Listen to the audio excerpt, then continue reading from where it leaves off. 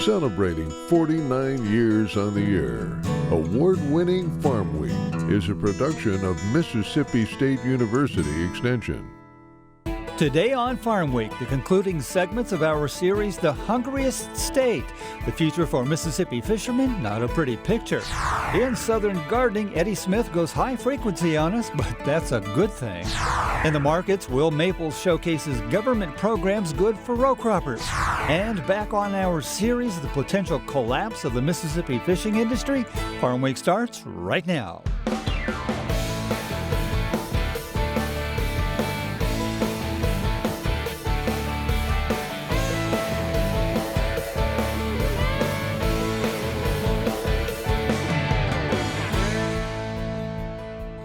Hello everyone, I'm Zach Ashmore. And I'm Mike Russell. As always, wonderful to have you here with Zach and I again here on Farm Week. This week, the concluding stories from our series, The Hungriest State. In this episode of The Fisher Folk, we focus on those trying to make a living in Mississippi's fishing industry. We pick up with Ben Posadas of Mississippi State University, who paints a grim picture for the industry itself.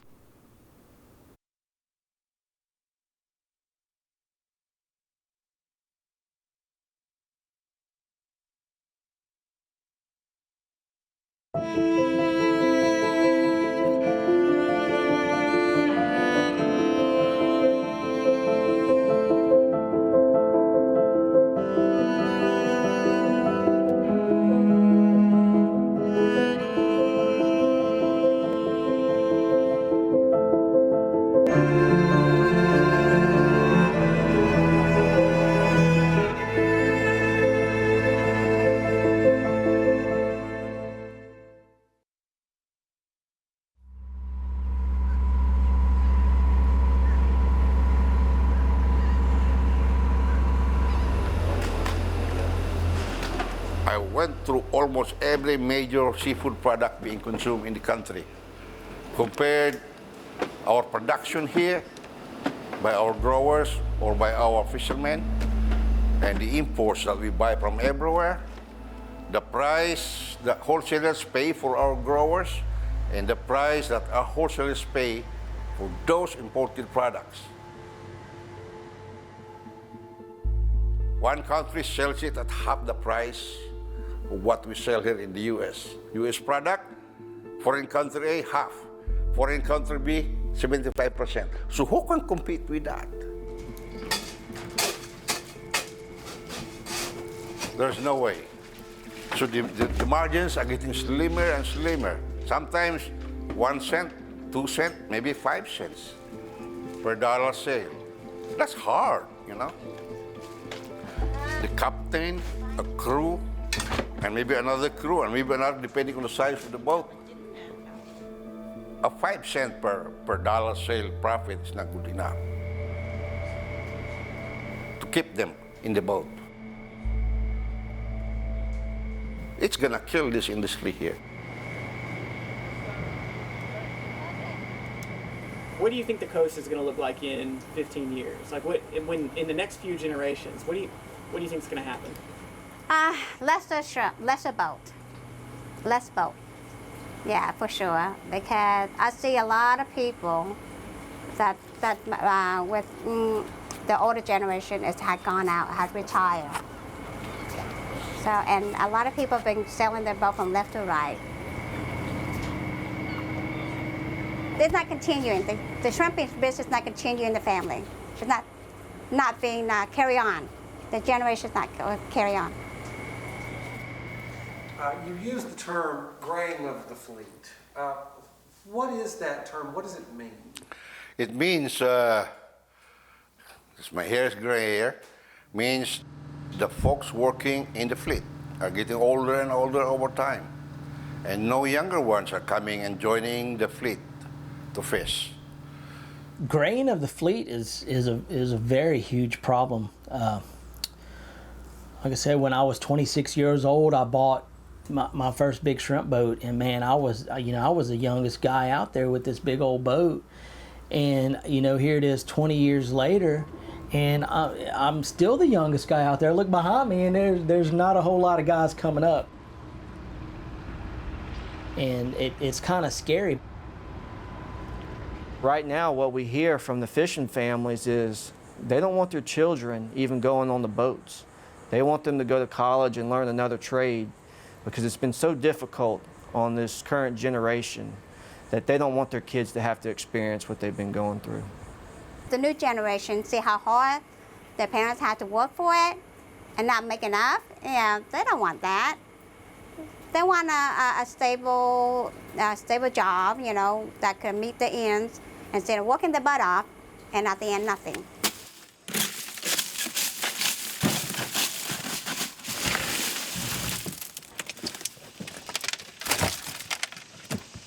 I can tell you, just like any young person or anybody for that matter, they want to work and they want to get paid for their work. And this industry here has become more like gambling. And you're rolling the dice, and people don't like to work and not get paid. And so you can't blame them for that. Do your children want to fish? Not really. They don't want to do it full time. They don't. I mean, they will help out, you know, until we find a deckhand, you know. But finding a really good deckhand nowadays is hard because they're not catching enough to pay for the deckhand. So actually, my kids are working for food. So yeah. So to keep this business alive, everybody had to do. The family had to pitch in. They work together until we find a better solution. If your sons don't take over this business or this boat, what happens to the business or the boat? We probably eventually have to sell it. You know, if my husband can no longer go out because, you know, to the aging, you know, getting older, or because of the health reason, then we probably have to sell it. If the kids doesn't take over.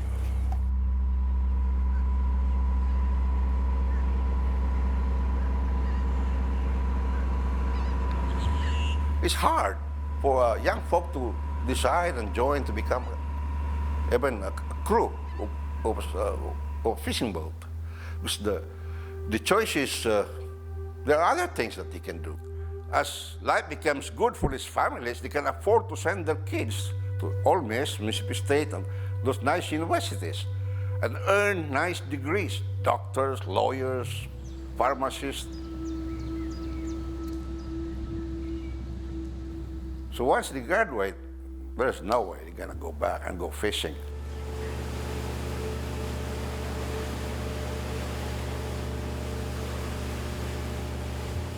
When I look at the graying of the fleet and the impacts on the long-term viability of the industry, I really am concerned. I've been ringing the alarm bells about this for the past 5 years. I think that in 10 years, if we don't see a course correction, we're going to be in absolute dire straits. With the average age of the fishermen, commercial fishermen, around 54 years of age, 5 more years will put that around 60. And that's getting at a place that's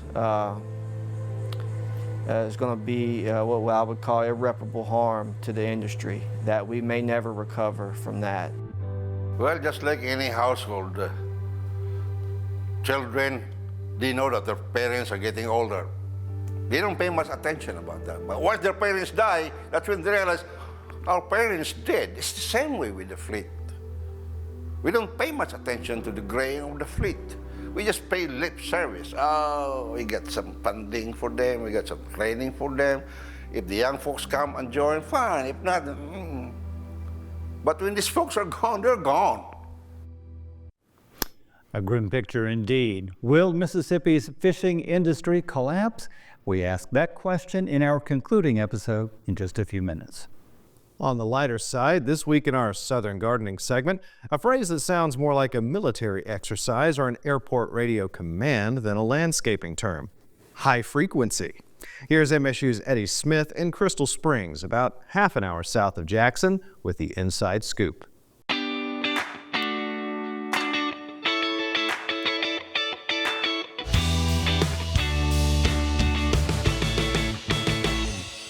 Ornamental grasses add movement, texture, and structure to the landscape. Today on Southern Gardening, we're visiting the trial gardens at the Truck Crops Experiment Station in Crystal Springs, Mississippi, where they are evaluating a variegated ornamental grass.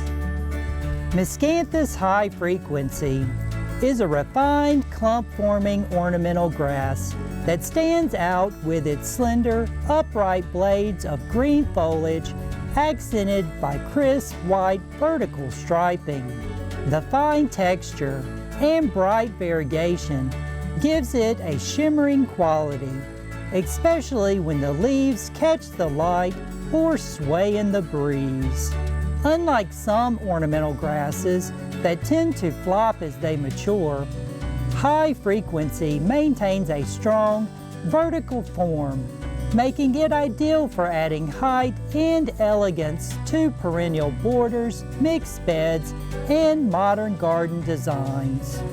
Reaching about 4 to 5 feet tall with the plumes and spreading 2.5 to 3 feet wide, high frequency performs best in full sun and moderately moist, well-drained soil. It is drought tolerant once established and adapts well to a variety of soil conditions. With its tidy form, fine texture, and dynamic presence, Mosscanthus high frequency is a standout choice for gardeners. I'm Eddie Smith, and I look forward to seeing you next time on Southern Gardening. We'll take a break right here, but don't go away. Coming up, our final segment of The Fisher Folk, part of our series, The Hungriest State. We talk to Frank Parker and Maria Tran and others about what the future is already looking like for Mississippi's fishermen. It's not necessarily a pretty picture. The graying of the fleet and the possible collapse of the Mississippi fishing industry. The Hungriest State, the conclusion, coming up on Farm Week. Don't go away.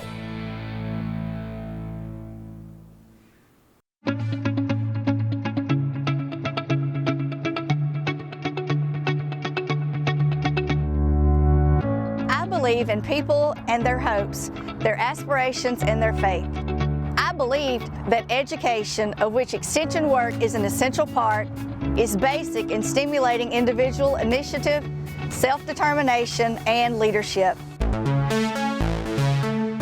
I believe that these are the keys to democracy, and that people, when given facts they understand, will act not only in their self-interest, but also in the interest of society.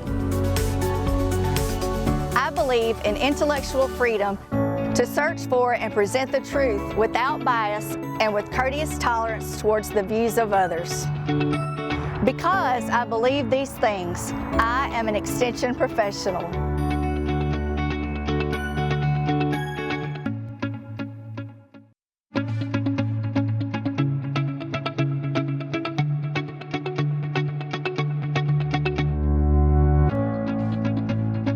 I believe in people and their hopes, their aspirations, and their faith.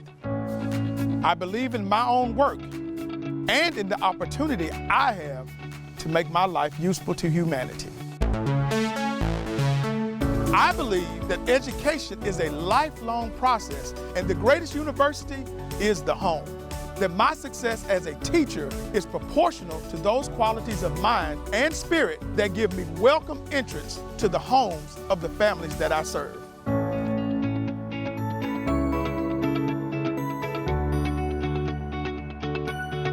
Because I believe these things, I am an extension professional.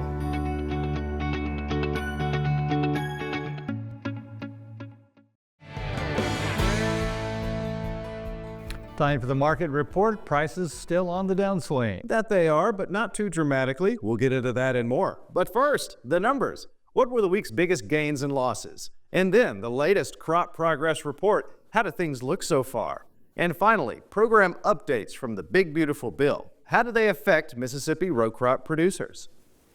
So, markets closed, still trending down, both livestock and row crops affected. Let's take a look. The week's biggest gain, lumber again up 21.5 bucks. That's more than a 3% increase from the previous week. The week's biggest loss, wheat down 21.5 cents, nearly a 4% decrease from the previous week. So what's causing these price shifts? Well, one factor is the current state of our row crops. Looking not too bad this year. Could be a good harvest, especially in corn and soybeans. Here's Bella Bingham with the latest crop progress report. In the 18 highest corn-producing states, silking, which is when the female parts of the plant form, at 88%, 2% higher than last year but 1% lower than the 4-year average. Dough stage, which is when the kernels accumulate starch and thicken, at 42%, 2% lower than last year but 2% higher than the 4-year average. Conditions still looking pretty good, with 67% reporting good to excellent. In the 18 highest soybean-producing states, Mississippi included, blooming at 85%, the same as last year but 1% lower than the 4-year average. Setting pods at 58%, 1% higher than this time last year and the same as the 4-year average. Condition also still positive, with 68% reporting good to excellent. In the 15 highest cotton-producing states, Mississippi also included, squaring, the forming of the flower buds at 87%, 3% lower than this time last year and 2% lower than the 4-year average. Setting boll stage, which is when the fertilized flowers turn into bolls, at 55%, 4% lower than this time last year and 3% lower than the 4-year average. Condition less encouraging, with 45% reporting good to excellent. Last report, it was at 53%. Several weeks ago, we talked about livestock assistance programs in the Big Beautiful Bill Act with Dr. Josh Maples.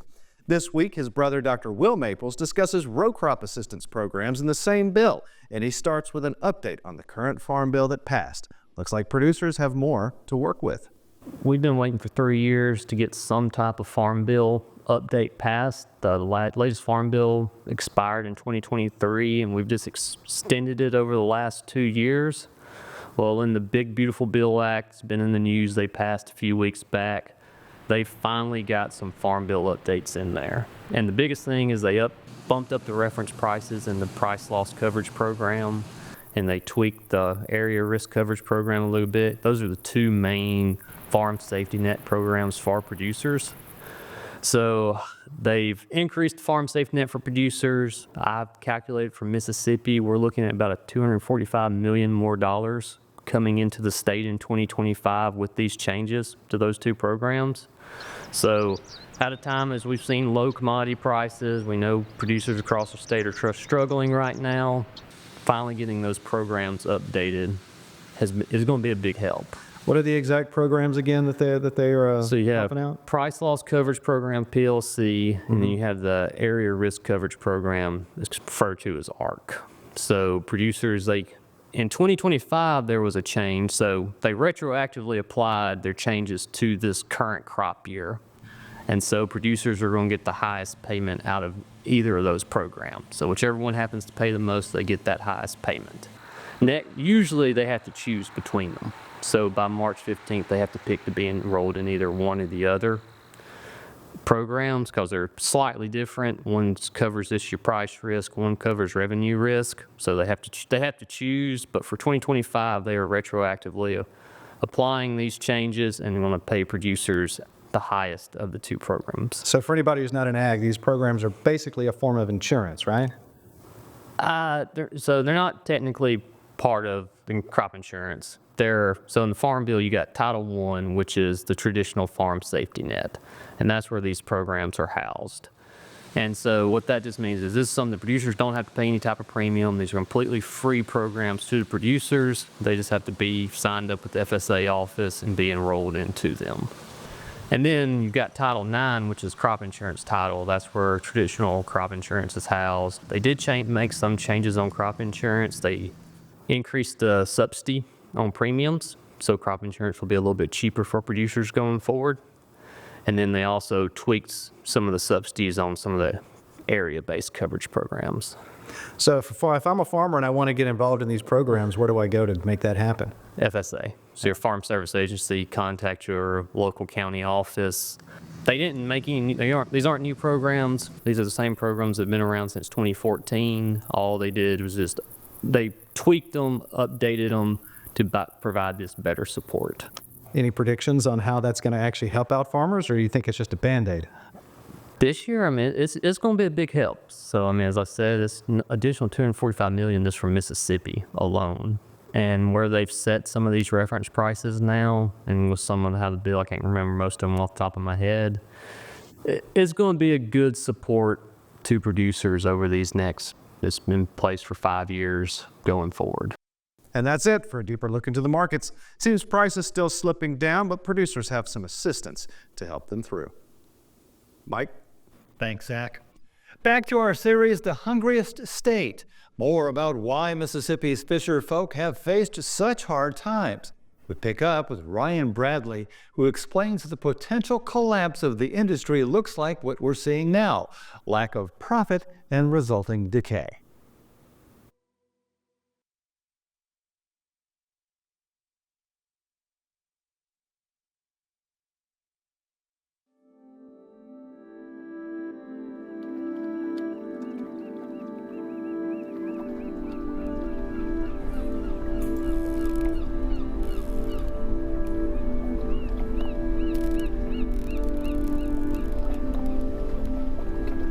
You know, when I think about what the collapse of the seafood industry might be or what that may look like, we can already start to see pieces of that.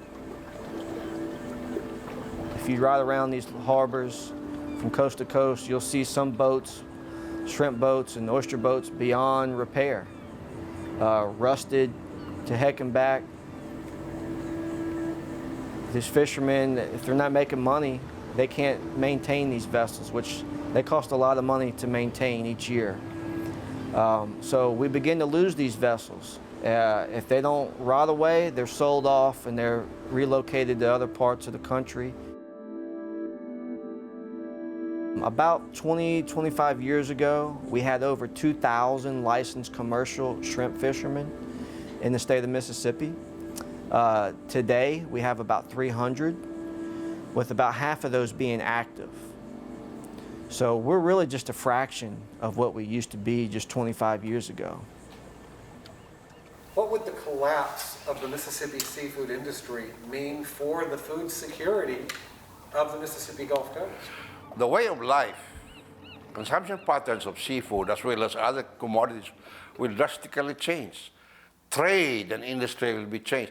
There's gonna be a lot of people who are now employed in the industry, from harvesting, to processing, to wholesaling, to seafood markets, restaurants. Those jobs will be gone. And those revenues that the government gets, local, state, and federal, they'll be gone. There will be more need for welfare checks, and that's not good. That's not good. But bigger than that, what does that mean for our local food supply? The pandemic really highlighted how important our local food supply chains really are. And many people saw when they went to their supermarkets during the height of that pandemic, they couldn't find beef, they couldn't find chicken, they couldn't find pork. But our boats were out working, and those people, when they couldn't find food, they were lined up at these docks, they were lined up at our seafood dealers, and they were stocking their freezers full of local seafood. You can only imagine if we got in a situation worse than what we were in at that time, how bad things could become without our local food supplies being strong and robust. And so that's why I'm proud to advocate for domestic wild seafood, because I understand how important it is for our local food supply chains. And so we always encourage people to ask who and where your seafood came from. It has such a huge economic impact on the coast. And I tell people this all the time, is the more that we can keep our dollars in the state, the stronger our state economy becomes. It's going to take a lot of work protecting the environment. I think that's our #1 threat right now. We've got to do a lot more than we're currently doing to stop the pollution of our waters. But then we've got to work to train and educate and probably retool the industry to be prepared for the future. That's not going to be the silver bullet, but it's a starting point. And we got to start educating our children that this is a viable career path. And we have to enlighten our politicians on the needs of the industry, because it's a shame to me to have the seafood industry here as one of the most, that built the coast, is so influential on the coast. It seems like we're forgotten now. It's more about the tourism. And it's something that we should never take for granted because as we're seeing, it can definitely slip away from us. Man is smart. As long as we work together, we develop technologies to exploit resources around us to feed mankind. It's tough though. It's gonna be hard for everyone. But I think we'll be able to survive. Survive indeed. Tough people in a tough situation. Later in the year, we'll talk to experts in aquaculture to see if current policy may be leading to a more positive outlook for Mississippi. Well, next time on Farm Week, making sure farmland stays farmland. Right now, as some states grow and people move around, we're losing about 2,000 acres of farmland a day to development. Experts say we could lose another 18 million over the next decade.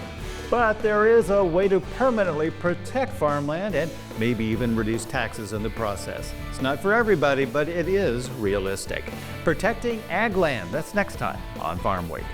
Remember, if you missed a story, look for past episodes of Farm Week on our website at farmweek.tv. And don't forget to follow us on Facebook and YouTube. See you next week. Thanks for watching.